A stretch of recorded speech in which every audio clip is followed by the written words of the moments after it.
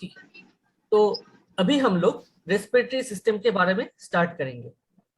तो हम सबको पता है कि रेस्पिरेटरी सिस्टम है क्या, लेकिन उसको थोड़ा डिटेल्स में जानने की कोशिश करेंगे हम लोग।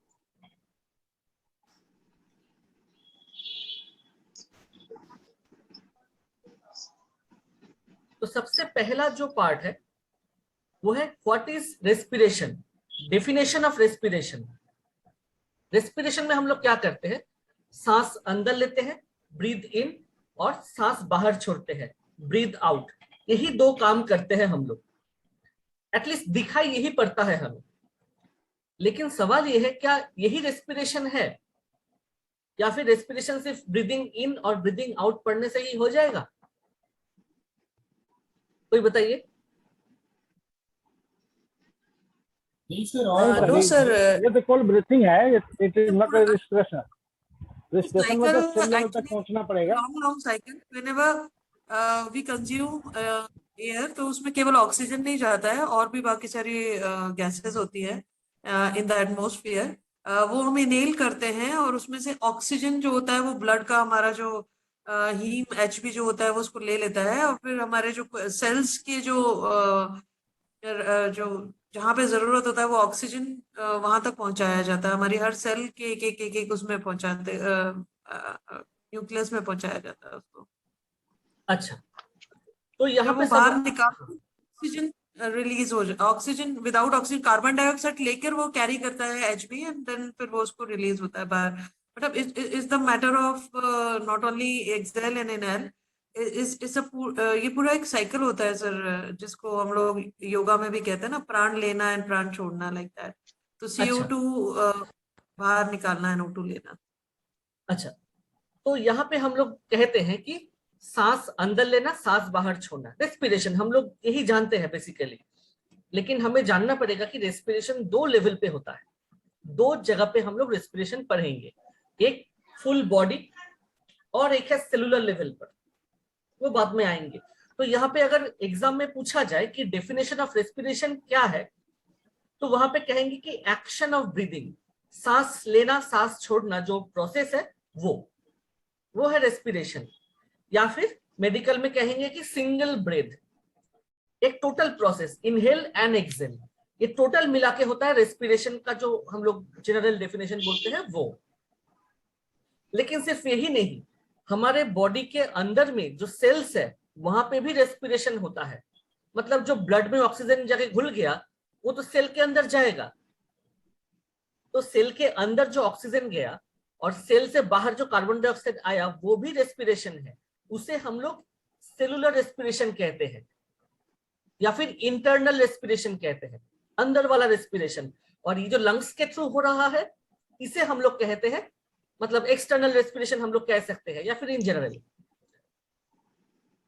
अब आप लोगों से एक जनरल क्वेश्चन है कि अगर हमारे बॉडी में जो लंग्स है वो इनहेलेशन एक्सहेलेशन या फिर सांस लेना छोड़ने का काम करता है, तो एक सेल के अंदर में जो लंग्स है उस पार्ट का नाम क्या है?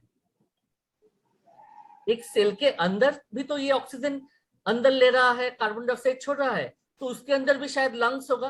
तो एक सेल के अंदर जो लंग्स जैसा काम करता है उस पर्टिकुलर कंपोनेंट का नाम क्या है? कोई बता पाएंगे? माइटोकॉन्ड्रिया। माइटोकॉन्ड्रिया। हाँ, माइटोकॉन्ड्रिया। माइटोकॉन्ड्रिया। Very good. तो माइटोकॉन्ड्रिया जो है वो हमारे सेल के अंदर का रेस्पिरेटरी सिस्टम है। तो अभी हमने क्या देखा, रेस्पिरेशन का डेफिनेशन। तो अगर एग्जाम में आता है कि व्हाट इज रेस्पिरेशन, तब हमें ये पार्ट लिखना होगा। नेक्स्ट जो पार्ट है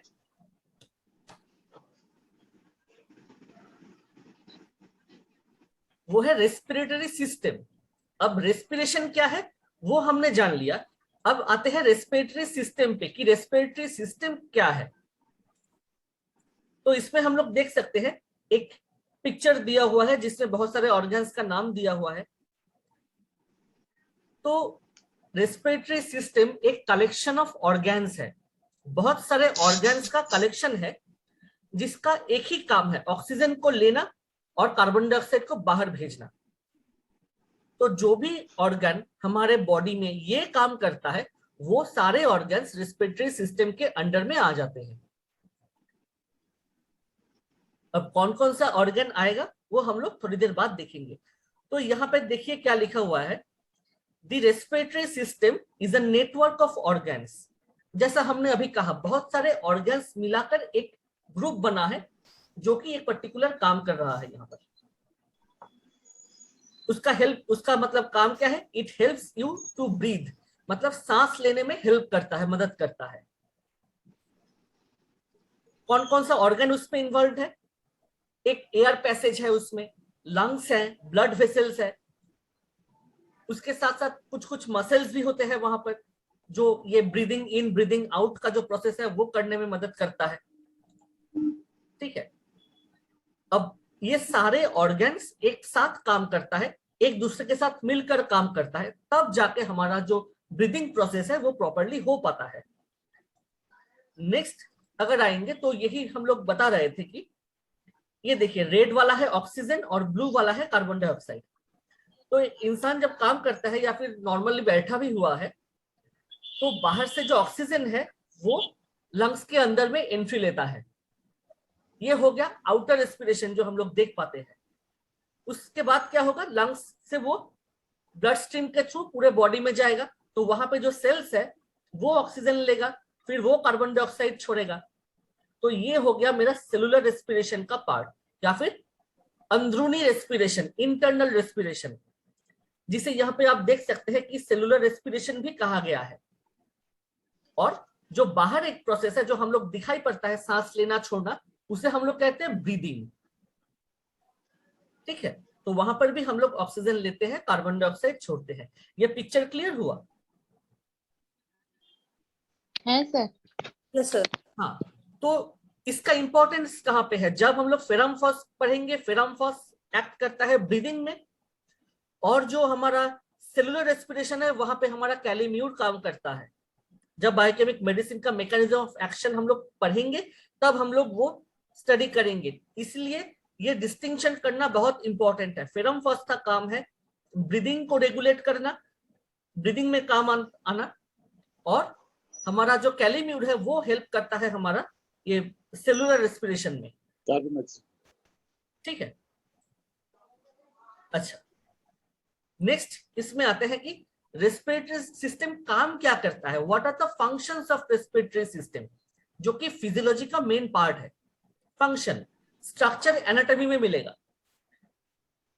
तो ब्रीदिंग इन ब्रीदिंग आउट करना ये हमें पता है, सबको पता है, लेकिन इसके अलावा भी बहुत सारा काम है जो हमारा रेस्पिरेटरी सिस्टम करता है।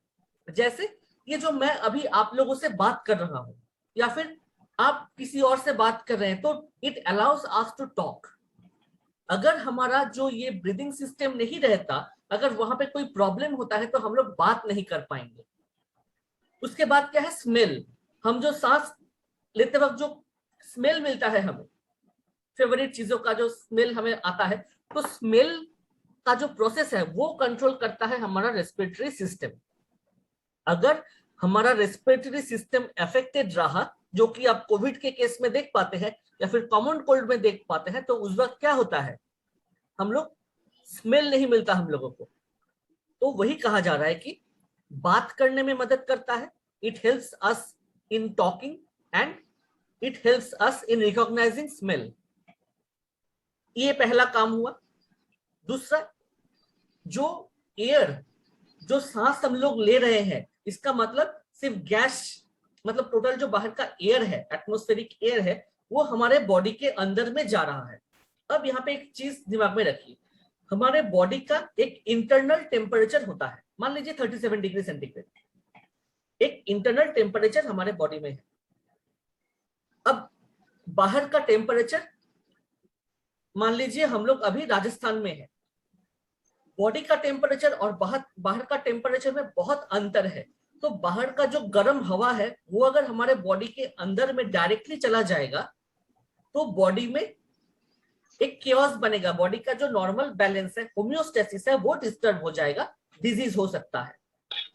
या फिर मान लीजिए बाहर में ऐसे वेदर में हम लोग खड़े हैं कि -10, -20, टेम्परेचर है, बर्फ गिर रहा है, तो बॉडी का तो इंटरनल टेम्परेचर एक जगह पे मेंटेन हो रहा है। तो बाहर से अगर हम लोग ठंडा हवा वैसे डायरेक्ट बॉडी के अंदर चला जाएगा तो बॉडी का जो फंक्शनिंग है वो डिस्टर्ब हो जाएगा फिर।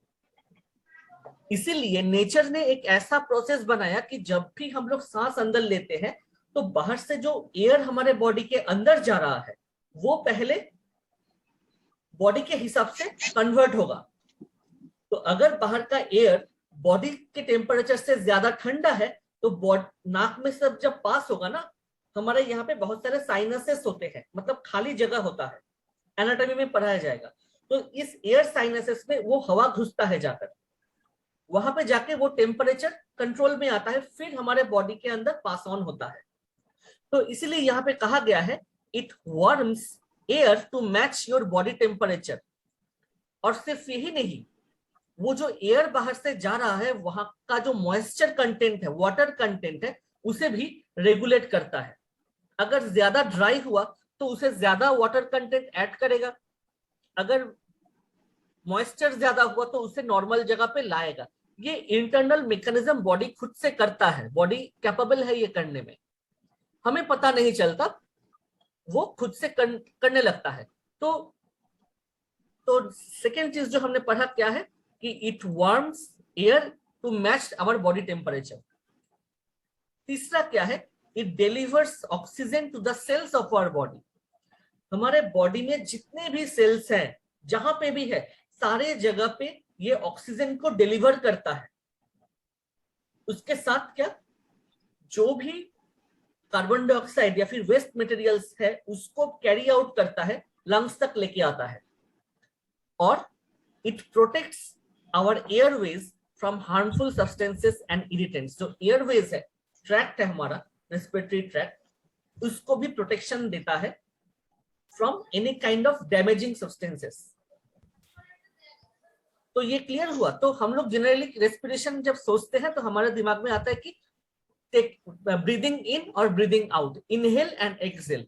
लेकिन सिर्फ यही नहीं है, हम लोग देख पा रहे हैं कि बहुत सारा काम होता है।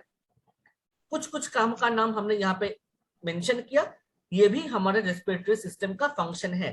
तो अगर एग्जाम में आप लोगों को क्वेश्चन दिया जाता है कि रेस्पिरेटरी सिस्टम का जो काम है वो बताइए, या फिर right about the functions of respiratory system, तब हमें ये बेसिक कुछ मतलब प्रोसेसेस लिखना ही है। क्लियर हुआ?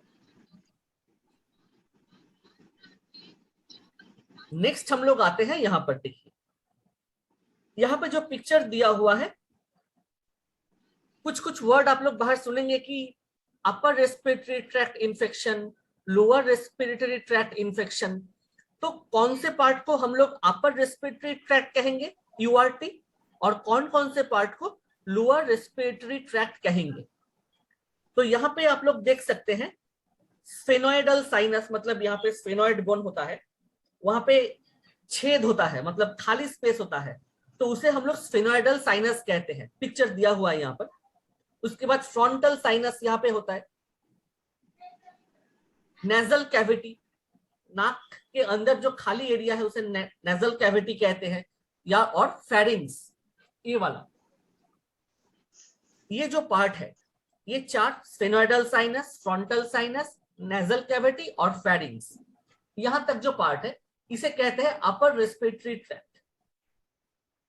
ठीक है, ये जो यहाँ पे तीनों साइनस का नाम कहा गया, इस साइनस के अंदर ही ये जो टेम्परेचर रेगुलेशन या फिर मॉइस्चर कंट्रोल का काम होता है। और उसके बाद जो नीचे वाला पोर्शन है हमारा लैरिंग्स, यहां पर फेरिंग्स के ठीक नीचे लैरिंग्स, फिर ट्रैकिया, ब्रोंकाई, और उसके बाद है लंग्स, लंग्स के बाद है प्लूरा। तो ये जो भी है ये आएगा आपका लोअर रेस्पिरेटरी ट्रैक्ट के अंडर में। ये बेसिक डिस्टिंक्शन क्लियर हुआ?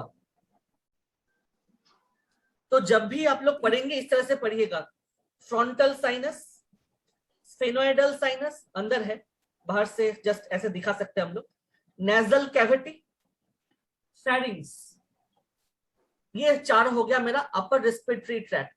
फिर आएगा लोअर रेस्पिरेटरी ट्रैक्ट यहाँ पे, फिर आएगा हमारा लैरिंग्स, ट्रैकिया, ब्रोंकाई एंड लंग्स।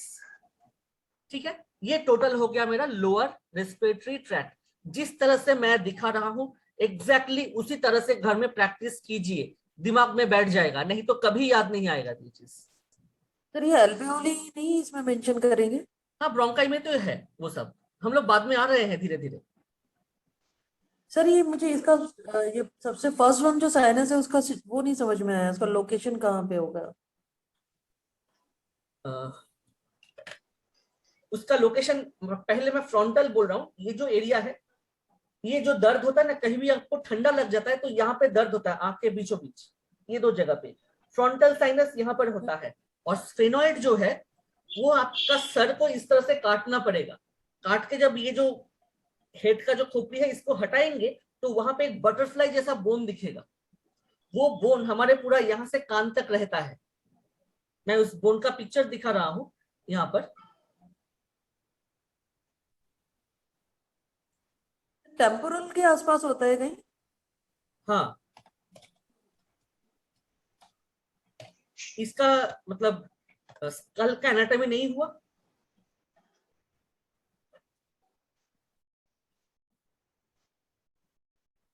इस पिक्चर में देखिए, ये जो येलो कलर का पार्ट देख पा रहे हैं ना, ये है आपका स्फेनॉइडल बोन। अब उसमें उस स्फेनॉइडल बोन में देखिए बहुत सारा छेद है, एम्प्टी स्पेस है, इसे कैविटीज कहते हैं।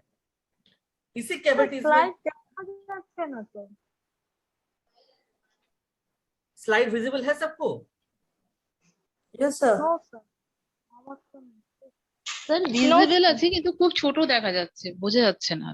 না স্যার দেখাও যাচ্ছে না। अब वो तो आपका स्क्रीन के ऊपर डिपेंडेंट है ना, उसमें क्या करेंगे।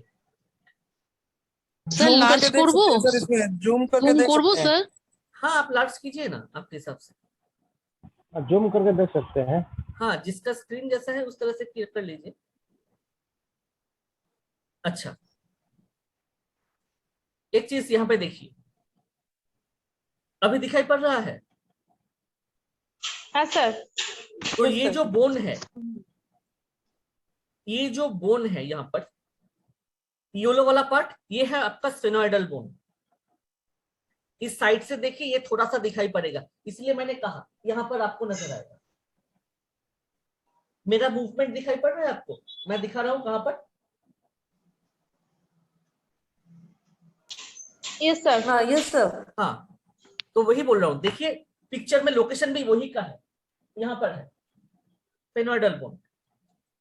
तो पूरा पार्ट हम लोग इस तरह से नहीं देख पाएंगे, बॉडी के अंदर में है। तो ये जो स्फेनॉइडल बोन है इसमें देख सकते हैं कि बहुत सारे होल्स बने हुए हैं, खाली स्पेस है, यही है इसका कैविटीज। ठीक है, ये देखिए, तो इस तरह का बोन्स बनता है। इसीलिए कहा गया है यहाँ पर स्फेनॉइडल साइनस। तो इस जगह पे आप देखिए अभी गोल करके दिखाया हुआ है खाली स्पेस, तो स्फेनॉइडल साइनस यहाँ पे है। फिर फ्रंटल साइनस यहाँ पे आएगा। नाक के अंदर होता है हमारा नेजल कैविटी, माने माउथ के ठीक ऊपर ऊपर नेजल कैविटी होगा, और उसके बाद आता है फेरिंग्स यहाँ पे। ठीक है, किसी का माइक ऑन है उसे ऑफ कीजिए थोड़ा। इसके लिए मतलब ये जो लोकेशन है, ये सब ये जो आप पढ़ेंगे ये एनाटॉमी में आएगा। इसलिए जब भी एनाटॉमी का क्लास होगा, जब स्कल बोन पढ़ाया जाएगा, जो भी पढ़ाएंगे वो इस पर्टिकुलर बोन को डिस्क्राइब करेंगे। ठीक है, तो अभी के लिए जो फंक्शनल एस्पेक्ट है फिजियोलॉजी में वो हम लोग देख लेते हैं। तो यहां तक क्लियर हुआ? Upper respiratory tract, lower respiratory tract का जो लोकेशन है वो, या फिर एटलीस्ट कौन कौन सा ऑर्गन उसके अंडर में आएगा। तो अगर आप क्लिनिकली किसी पेशेंट को देख रहे हैं और उसका जो चेस्ट साउंड है, लंग साउंड है, आप लोग देख रहे हैं, तो कौन से लोकेशन में आपको वहां पे एबनॉर्मल साउंड मिला वो आपको प्रिस्क्रिप्शन में मेंशन करना पड़ेगा कि वो साउंड लोअर रेस्पिरेटरी ट्रैक्ट में है या फिर यूटीआई अपर रेस्पिरेटरी ट्रैक्ट में है, यूआरटी में है। क्योंकि फिजियोलॉजी में हम लोगों को नॉर्मल ब्रेथ साउंड सुनना है, और पैथोलॉजी में जो चेंज ब्रेथ साउंड होगा, जो क्या कहेंगे, डिजीज वाला ब्रेथ साउंड होगा, वो पहचानना पड़ेगा, that will be very important. अब आते हैं यहाँ पे, पहला तो हमें अपर रेस्पिरेटरी ट्रैक्ट और लोअर रेस्पिरेटरी ट्रैक्ट का डिस्टिंक्शन मालूम चल गया। अब यहाँ पे फंक्शन पे आते हैं। ये जो पार्ट मैंने बोला ये एनाटॉमी का पार्ट है, यहाँ पे अगर नहीं बताएंगे तो प्रॉब्लम हो जाता है, इसलिए मैंने इसको इंक्लूड किया। Yes sir. ठीक है, अब देखिए यहाँ पे दो इंपॉर्टेंट वर्ड हम पढ़ेंगे, एक है कंडक्टिंग पोर्शन और एक है रेस्पिरेटरी पोर्शन। कंडक्टिंग पोर्शन का मतलब जो हम लोग तो बाहर से एयर अंदर ले रहे हैं और अंदर से जो एयर है वो बाहर छोड़ रहे हैं, यही कर रहे हैं। तो यहाँ पे दो पार्ट आएगा। एक पार्ट में क्या होगा, कंडक्टिंग पोर्शन मतलब ले जाना और ले आने का काम करेगा, ट्रांसपोर्टेशन का काम करेगा। तो अब सोच के बताइए कि ट्रांसपोर्ट कौन कर रहा है एयर को, अपर और लोअर में कौन ट्रांसपोर्ट कर रहा है? मान लीजिए आपने सांस ब्लड ही अंदर करेगा लिया। ना, एचबी। हाँ बोलिए। एचबी ही करेगा ना सर वो तो, क्योंकि ब्लड जो नहीं ब्लड तो ऑक्सीजन जो ले नहीं, मैं तो यहाँ पे बोल रहा हूँ रेस्पिरेटरी सिस्टम का पार्ट, ब्लड तो सर्कुलेटरी सिस्टम में आएगा। স্যার আপার রেসপিরেটরি পার্টসটাই তো কন্ডাক্ট করবে না প্রথমে। हाँ वही, इसलिए यहाँ पे दिया गया है नोज। ब्लड पहले एयर को बॉडी तक पहुंचने के लिए या फिर ब्लड तक पहुंचने के लिए आपको नोज के थ्रू उसको पास कराना पड़ेगा। नोज के बाद कहाँ पे जाएगा, नेजल कैविटी में जाएगा। नेजल कैविटी के बाद आएगा फेरिंग्स के अंदर, फेरिंग्स के बाद आएगा लैरिंग्स में, लैरिंग्स के बाद आएगा ट्रैकिया में, ट्रैकिया के बाद वो जाएगा जो अंदर का जो पार्ट है उसमें चला जाएगा, लोअर रेस्पिरेटरी ट्रैक्ट में जाएगा। तो ये हो गया मेरा कंडक्टिंग पोर्शन, ले जाएगा ले आएगा। अब आता है गैसियस एक्सचेंज की बात।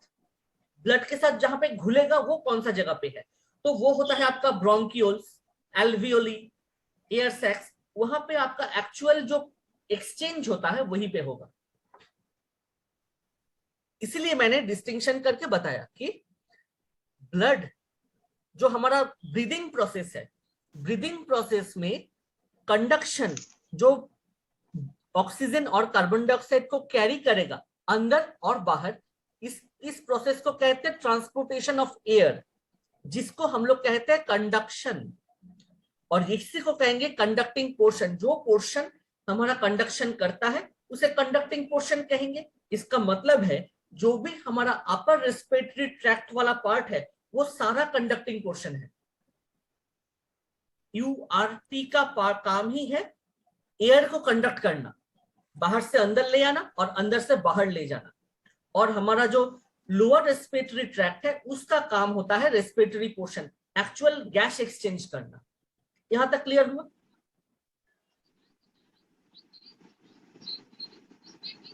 Yes sir.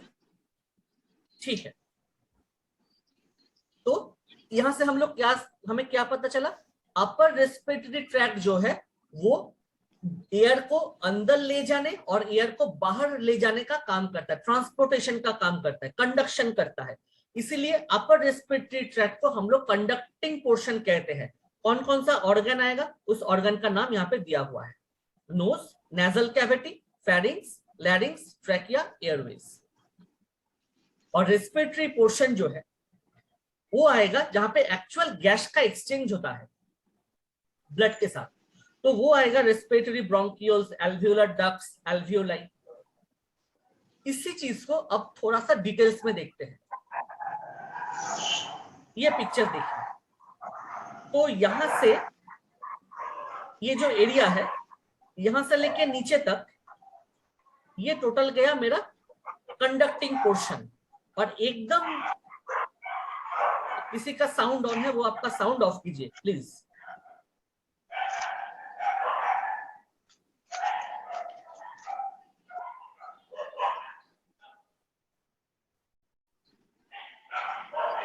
किसी का साउंड ऑन है?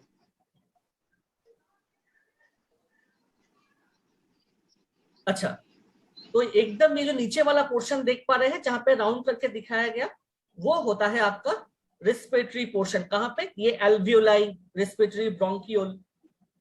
ये अंगूर जैसा जो दिखाई पड़ रहा है यही है आपका एक्चुअल जहां पे रेस्पिरेशन प्रोसेस होता है। इसी पिक्चर को और थोड़ा बड़ा करके देखते हैं अभी। ये देखिए, तो अंदर में अगर आएंगे, जो थोड़ी देर पहले मैडम कह रही थी कि ब्रोंकियोल्स एल्वियोलाई कहाँ गया, तो यहीं पे हम लोग डिटेल्स में दिखाएंगे। तो ब्रोंकियोल्स का स्टार्टिंग जो पार्ट है वो कंडक्टिंग पोर्शन में ही आएगा। एक्चुअल जो गैसियस एक्सचेंज होता है वो होता है आपका एल्वियोलर सैक में, टर्मिनल ब्रोंकियोल्स में। ये जो राउंड पोर्शन लास्ट में देख पा रहे हैं, एकदम एंडिंग वाला पार्ट, वही एक्चुअली रेस्पिरेटरी पार्ट है, जहां पे एक्चुअली में गैसियस एक्सचेंज होता रहता है।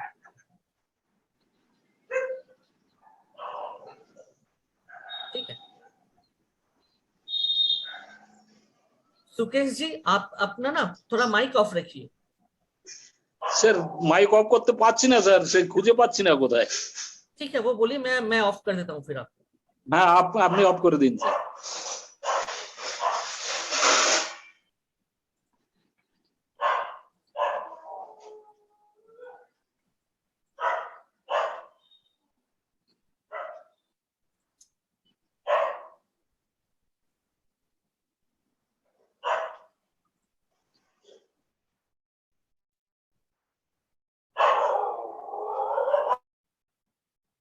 ठीक है, तो यहाँ पे क्लियर हुआ कि कौन सा पार्ट ईयर को कैरी करता है और कौन सा पार्ट एक्चुअल एक्सचेंज करता है।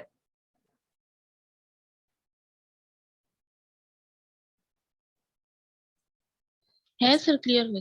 अच्छा, अब नेक्स्ट आते हैं यहाँ पे। अब देखिए, वो जो राउंड वाला पोर्शन था लास्ट में, जो यहाँ पे देख रहे थे एल्वियोलर सैक, जहां पे एक्चुअली में गैस का जो एक्सचेंज हो रहा है वो इस तरह से होता है। देखिए, ये राउंड एरिया है, यहां से कंडक्ट होके इस पर्टिकुलर जगह पे आके जम गया, एयर यहीं पे दिया हुआ है, इसलिए यहाँ पे देखिए ऑक्सीजन दिया हुआ है, O2 CO2 लिखा हुआ है। और ये जो ब्लू कलर का दिखाया गया है, ये है आपका ब्लड वेसल। इसी ब्लड वेसल के अंदर में ऑक्सीजन ट्रैवल करता है। तो इस यही से एक्चुअली में एक्सचेंज हो रहा है। आप देख सकते हैं कि ब्लू वाला जो है वो कार्बन डाइऑक्साइड जो है वो एयर सैक के अंदर जा रहा है, और वहां से रेड वाला जो एरो है ऑक्सीजन, वो हमारे ब्लड स्ट्रीम में मैच हो रहा है या फिर वहां पे एंट्री हो रहा है। तो इसी तरह से हमारा जो ब्लड वेसल है, जो ब्लड है वो एक्चुअली में लंग्स में नहीं रहता, वो लंग्स के थ्रू पास होता है, वो एक ब्लड वेसल के अंदर में से पास होता है। इसीलिए वो जो एल्वियोलाई है, जो हमारा रेस्पिरेटरी सिस्टम का जो एंडिंग पोर्शन है, उसके चारों ओर से जैसे वायर्स रहता है ना, ठीक उसी तरह పబ్లిక్ ప్రైవేట్ పార్ట్నర్షిప్ చేసేది కొంత ఫండ్స్ వచ్చి ఇవన్నీ వసూలు చేయటం ఇది బాగుంటుంది కదా, ఇదంతా మెయింటెనెన్స్ అది మన దగ్గర నుంచి వసూలు చేస్తారు.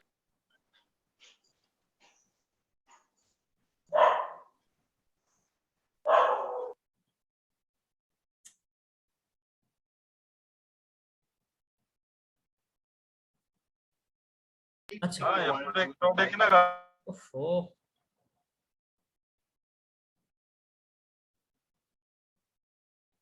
तो यहाँ पे आप लोग देख सकते हैं कि जो एयर है ये ब्लड वेसल्स में पास हो रहा है। अभी यहाँ पे ये पिक्चर क्लियर हुआ कि एक्चुअली में गैसियस एक्सचेंज कैसे होता है। স্যার আরেকবার বলে দিন স্যার। हाँ, ये जो राउंड जो स्ट्रक्चर्स यहाँ पे आप लोग देख पा रहे हैं, इसी चीज को यहाँ पे समझाया गया है। ये जो राउंड वाला देख पा रहे हैं व्हाइट कलर का, यही है आपका एल्वियोलाई। इसी में आपका ऑक्सीजन आता है, कार्बन डाइऑक्साइड बाहर निकलता है। ये जो एल्वियोलाई है उसी को हमने वहां पे इनलार्ज करके दिखाया। దీన్ని బేస్ చేసుకొని విపరీతంగా రింగ్ రోడ్ అవతలంతా ठीक है, तो यहाँ पे क्या होता है, लंग्स के बाहर जब एयर सैक्स जो है उसके ठीक बाहर हमारा ब्लड वेसल्स रहता है। यहाँ पे आप देख सकते हैं रेड कलर का आर्टरी और ब्लू कलर का वेन दिखाया हुआ है। तो यहाँ पे जो ब्लड वेसल्स है उसमें खून है। अब ब्लड में आइदर ऑक्सीजन कैरी करेगा या फिर कार्बन डाइऑक्साइड कैरी करेगा। तो जो गैस एक्सचेंज होता है ब्लड और हमारा रेस्पिरेटरी सिस्टम के बीच में, तो ये यहाँ इस तरह से होता है। तो जो कार्बन डाइऑक्साइड वाला ब्लड है जो ब्लू कलर से दिखाया गया है, वो इस तरह से कार्बन डाइऑक्साइड को ट्रांसफर करता है एल्वियोलाई में, और यहाँ पे जो एल्वियोलर वॉल है, एल्वियोलाई है, वहां से ऑक्सीजन ट्रांसफर होता है ये ब्लड में। क्लियर हुआ? Yes, sir. अच्छा, तो डायरेक्टली हमने सांस लिया और ब्लड में घुल गया, ऐसा नहीं होता, वहां पे बैरियर रहता है। तो ब्लड वेसल्स के अंदर ब्लड रहता है, आर्टरी, वेन्स, कैपिलरीज, इसके अंदर खून रहता है, ब्लड रहता है। अब उस पर्टिकुलर एरिया के बीच में और जो हमारा एल्वियोलाई है, उस दोनों के बीच में एक्सचेंज होता है ऑक्सीजन और कार्बन डाइऑक्साइड का। ब्लड में से कार्बन डाइऑक्साइड इस एल्वियोलाई के अंदर जाता है, और वो जो ऑक्सीजन एल्वियोलाई के अंदर है वो वहां से पास होके हमारे ब्लड के अंदर घुसता है, ब्लड के साथ मिक्स होता है। तो जब भी फिजियोलॉजी किताब पढ़ेंगे तो जहां पे भी ब्लू कलर का दिखाया जाएगा तो हमें सोचना पड़ेगा वो कार्बन डाइऑक्साइड को डिनोट कर रहा है, और जहां पे रेड कलर का दिखाई देगा वो है हमारा ऑक्सीजन। तो यहाँ पे अगर क्वेश्चन में आएगा कि रेस्पिरेशन का स्टेप्स क्या क्या है, टोटल सांस लेना छोड़ना, टोटल जो रेस्पिरेशन है उसका स्टेप्स क्या क्या है, तो सबसे पहला है वेंटिलेशन, उसके बाद है गैस एक्सचेंज, तीसरा है गैस ट्रांसपोर्ट जो कि सर्कुलेटरी सिस्टम से होता है, मतलब हार्ट और ब्लड वेसल्स इंक्लूडेड है उसमें। उसके बाद होता है फिर गैस एक्सचेंज। तो यहाँ पे 2 बार गैस एक्सचेंज होता है। एक गैस एक्सचेंज होता है हमारे बॉडी के अंदर में, जो ये ब्रीदिंग इन ब्रीदिंग आउट के प्रोसेस में हो रहा है, और एक गैस एक्सचेंज होता है जो सेल के साथ होता है, सेलुलर रेस्पिरेशन। तो यहाँ पे oxygen utilization and carbon dioxide production. तो ये है स्टेप्स ऑफ रेस्पिरेशन का। इसी का पिक्चर मैंने यहाँ पे दिखाया था, ये वाला। तो पहला जो पार्ट है O2 और CO2 अंदर गया, तो ये वाला है फर्स्ट गैस एक्सचेंज, और यहाँ पे जो दिखाया जा रहा है लंग्स और सेल के बीच, ये है सेकेंड गैस एक्सचेंज, जो यहाँ पे रेड कलर से दिखाया गया है। तो ब्रीदिंग इन ब्रीदिंग आउट तो प्रोसेस है, लेकिन उसे होने के लिए और भी एसोसिएटेड प्रोसेस होता है। जैसे पहला वन हो गया वेंटिलेशन, दूसरा है गैस एक्सचेंज, तीसरा है गैस ट्रांसपोर्ट। हमारे लंग्स में तो आ गया, ट्रांसपोर्ट कहाँ पे हो रहा है, ये होता है ट्रांसपोर्ट। पहले कंडक्शन हुआ, वो एक ट्रांसपोर्ट है, और यहाँ पे जो एक्सचेंज हो रहा है ये भी एक टाइप का ट्रांसपोर्ट है। मैंने लंग्स के अंदर से मैंने ब्लड में ट्रांसफर कर दिया ऑक्सीजन को या कार्बन डाइऑक्साइड को, ये भी एक ट्रांसपोर्ट सिस्टम है। और उसके बाद क्या है, उसके बाद और एक गैस एक्सचेंज होता है सेल के बीच में और हमारा वो ब्लड के बीच में। और 5 नंबर में आता है ऑक्सीजन यूटिलाइजेशन और कार्बन डाइऑक्साइड प्रोडक्शन। मान लीजिए सेल के अंदर में ऑक्सीजन लिया तो सेल वो काम कर रहा है, और वो काम करते वक्त जो बाई प्रोडक्ट बना, जो वेस्ट मटेरियल बना, वो है कार्बन डाइऑक्साइड। वो कार्बन डाइऑक्साइड क्या करेगा सेल, फिर ब्लड में छोड़ देगा उसे। ब्लड उसे सर्कुलेटरी सिस्टम के थ्रू ट्रांसपोर्ट करेगा, कहाँ पे, एल्वियोलाई में, मतलब इस राउंड जगह पे। इस राउंड जगह से कहाँ जाएगा, रिवर्स जाएगा, इस पर्टिकुलर एरिया में कंडक्ट होके बाहर निकलेगा थ्रू नोज। मतलब जिस प्रोसेस से वो अंदर गया, ठीक उसी प्रोसेस से वो रिवर्स बाहर आएगा।